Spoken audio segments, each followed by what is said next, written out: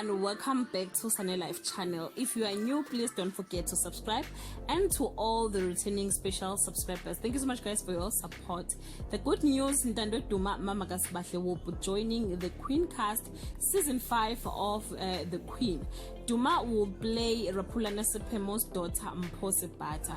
This is what she posted on her Instagram page. My heart knows my God knew and did it for me. He made it possible for me. This for me is absolutely a dream come true. Thank you to all, or to the whole team at the Ferguson film for seeing me fit for this character and for believing in my craft. I am grateful for this opportunity. I cannot wait to bring this character to life. Ladies and gents, meet Mpho Sebata.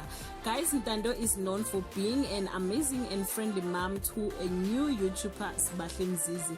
We celebrate with her and we are looking forward to meet Mpho on our screen. Send her some love guys on the comment section, and once again, congratulations Ntando Duma. Till we meet again, I love you so much guys. Bye.